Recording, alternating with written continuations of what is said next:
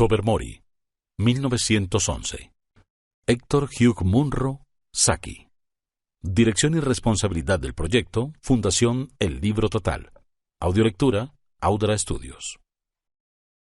La Fundación El Libro Total es proyecto de responsabilidad social e intelectual de la firma Sistemas y Computadores S.A. Tobermory. Era una tarde lluviosa y desapacible de fines de agosto durante esa estación indefinida en que las perdices están todavía a resguardo o en algún frigorífico y no hay nada que cazar, a no ser que uno se encuentre en algún lugar que limite al norte con el canal de Bristol. En tal caso se pueden perseguir legalmente robustos venados rojos. Los huéspedes del Lady Blemley no estaban limitados al norte por el canal de Bristol, de modo que esa tarde estaban todos reunidos en torno a la mesa del té.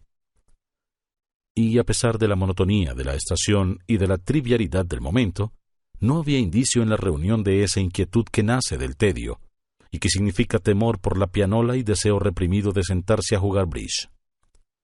La ansiosa atención de todos se concentraba en la personalidad negativamente hogareña del señor Cornelius Appin. De todos los huéspedes de Lady Blemley, era el que había llegado con una reputación más vaga. Alguien había dicho que era inteligente, y había recibido su invitación con la moderada expectativa, de parte de su anfitriona, de que por lo menos alguna porción de su inteligencia contribuyera al entretenimiento general. No había podido descubrir hasta la hora del té en qué dirección, si la había, apuntaba su inteligencia. No se destacaba por su ingenio ni por saber jugar al croquet. Tampoco poseía un poder hipnótico ni sabía organizar representaciones de aficionados. Tampoco sugería su aspecto exterior esa clase de hombres a los que las mujeres están dispuestas a perdonar un grado considerable de deficiencia mental.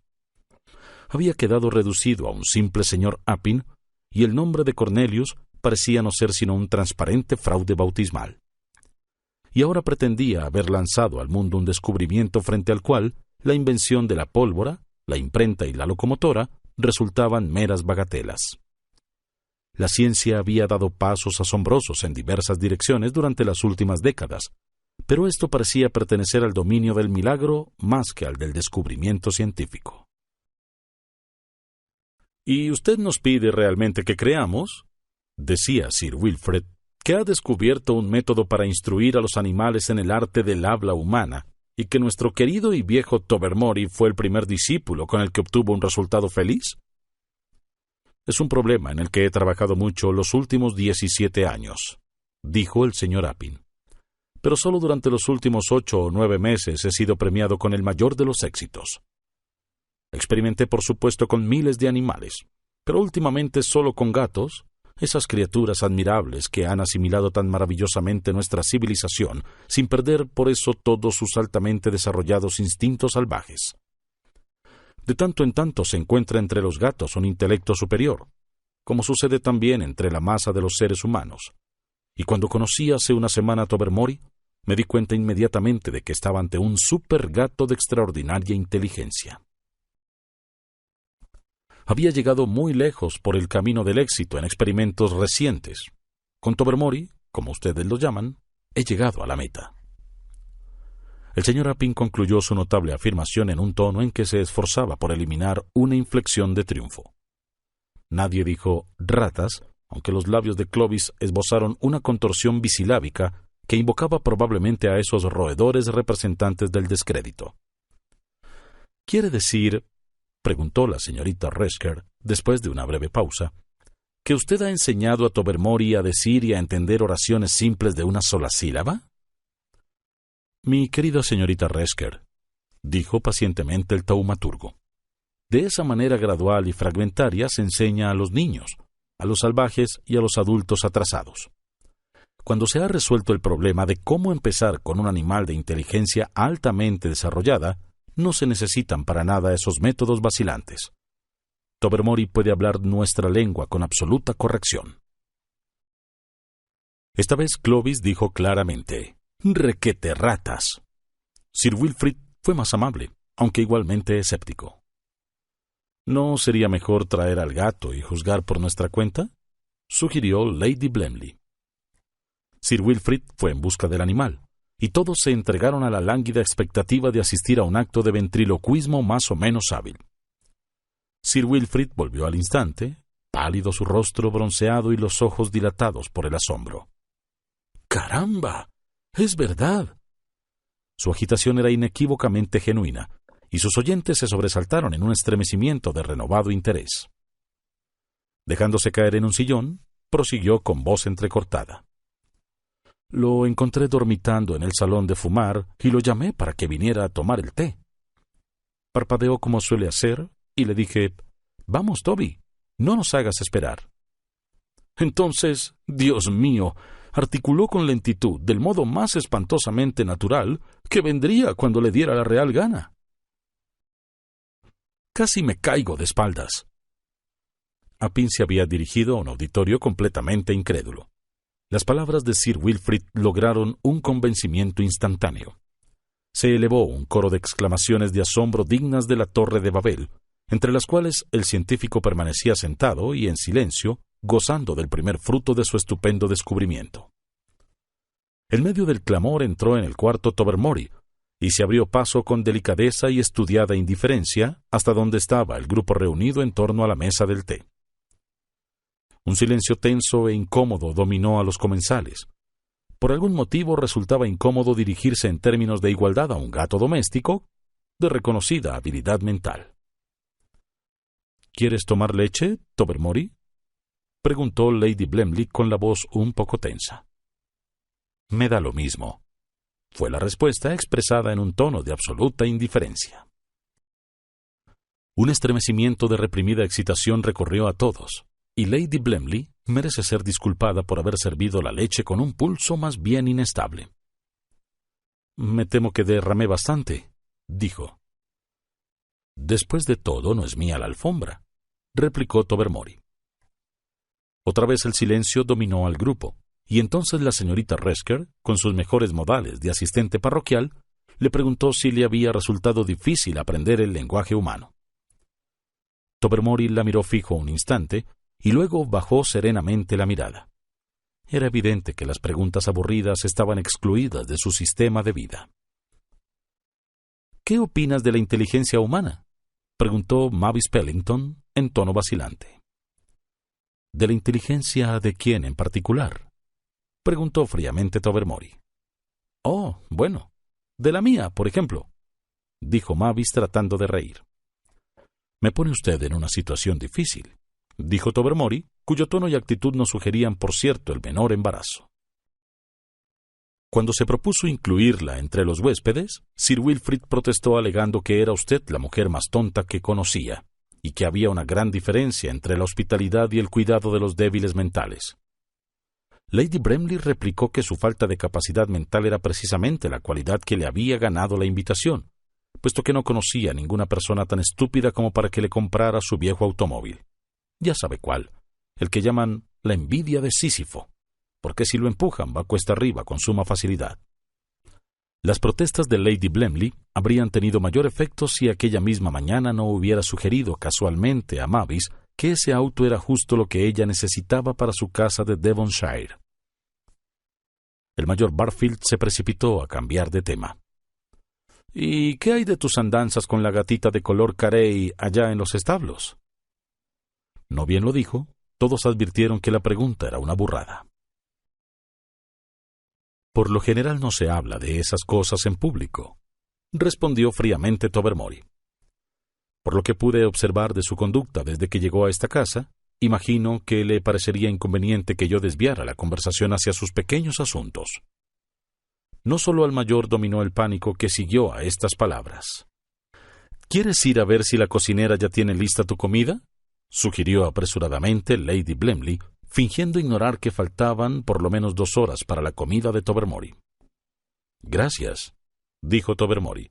«Acabo de tomar el té. No quiero morir de indigestión». «Los gatos tienen 7 vidas, ¿sabes?», dijo Sir Wilfrid con ánimo cordial. «Posiblemente», replicó Tobermory, «pero un solo hígado». «¡Adelaida!», exclamó la señora Cornet. «¿Vas a permitir que este gato salga a hablar de nosotros con los sirvientes?». El pánico en verdad se había vuelto general, Se recordó con espanto que una balaustrada ornamental recorría la mayor de las ventanas de los dormitorios de las torres y que era el paseo favorito de Tobermory a todas horas. Desde allí podía vigilar a las palomas y sabe Dios qué más. Si su intención era extenderse en reminiscencias, con su actual tendencia a la franqueza el efecto sería más que desconcertante. La señora Cornet, que pasaba mucho tiempo frente a su mesa de tocador y cuyo cutis tenía fama de poseer una naturaleza nómada aunque puntual, se mostraba tan incómoda como el mayor. La señorita Scrawen, que escribía poemas de una sensualidad feroz y llevaba una vida intachable, solo manifestó irritación. Si uno es metódico y virtuoso en su vida privada, no quiere necesariamente que todos se enteren. Bertie Van Tan, tan depravado a los 17 años que hacía ya mucho que había abandonado su intento de ser todavía peor, se puso de un color blanco apagado como de gardenia, pero no cometió el error de precipitarse fuera de la habitación como Odo Finsbury, un joven que parecía seguir la carrera eclesiástica y a quien posiblemente perturbaba la idea de enterarse de los escándalos de otras personas. Clovis tuvo la presencia de ánimo de guardar una apariencia de serenidad.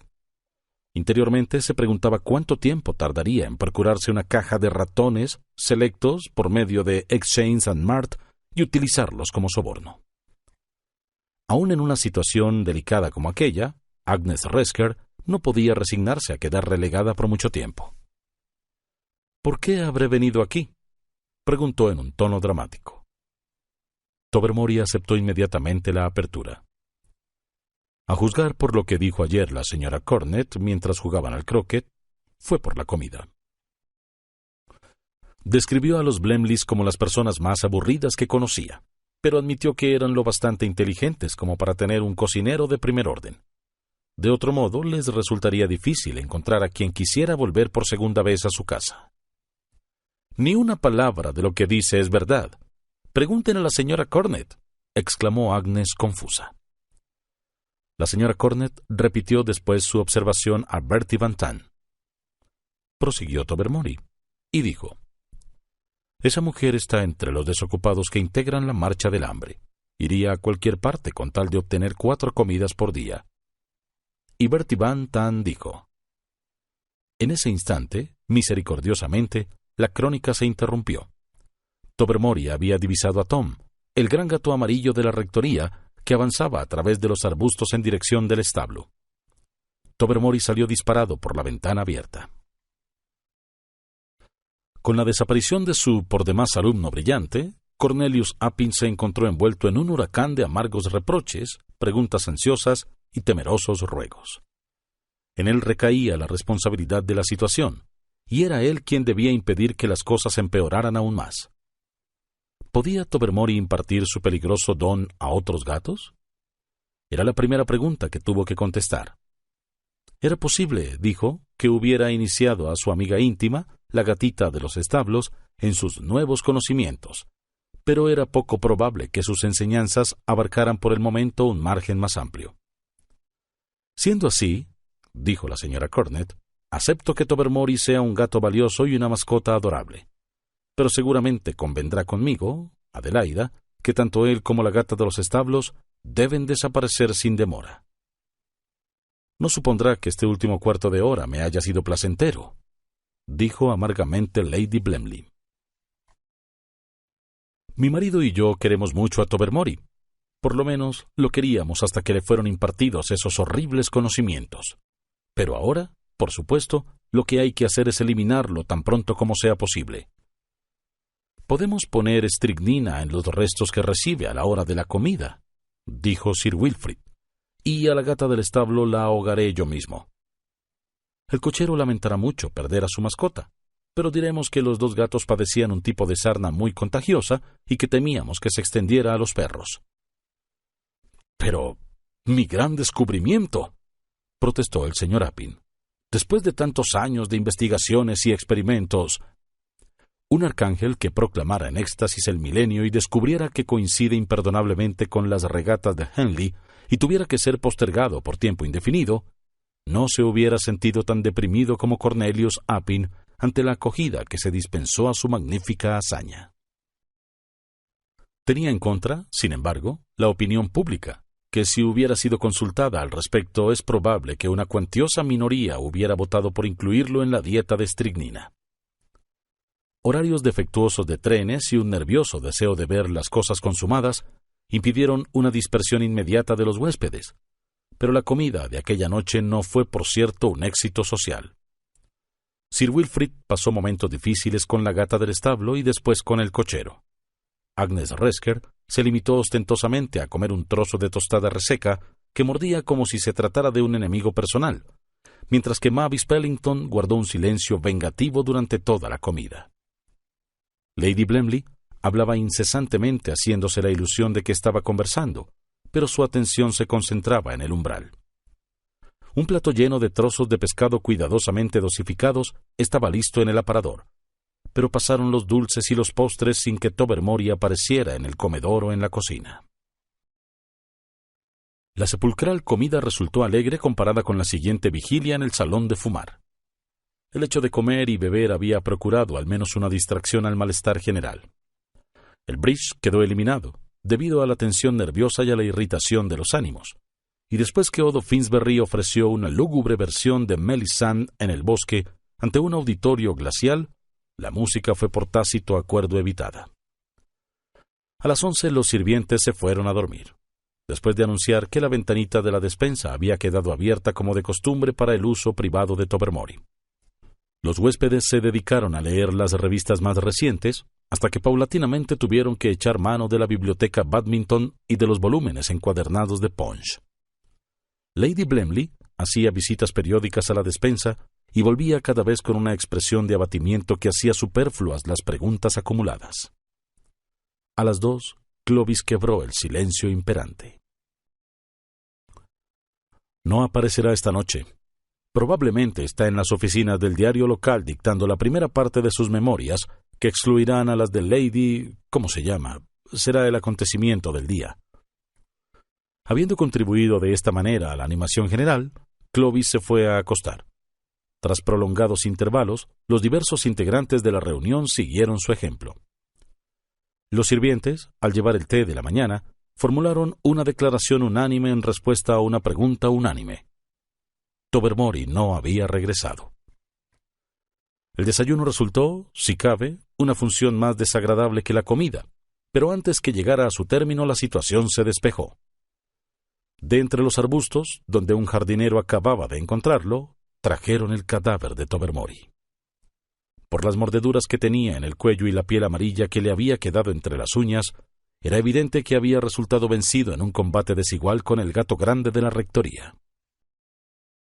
Hacia mediodía la mayoría de los huéspedes había abandonado las torres, y después del almuerzo, Lady Blemley se había recuperado lo suficiente como para escribir una carta sumamente antipática a la rectoría acerca de la pérdida de su preciada mascota.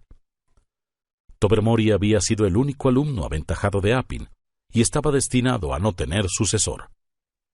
Algunas semanas más tarde, en el jardín zoológico de Dresde, un elefante que no había mostrado hasta entonces signos de irritabilidad se escapó de la jaula y mató a un inglés que aparentemente había estado molestándolo. En las crónicas de los periódicos el apellido de la víctima aparecía indistintamente como Opin y Eppelin, pero su nombre de pila fue invariablemente Cornelius. Si le estaba enseñando los verbos irregulares al pobre animal, dijo Clovis, se lo tenía merecido.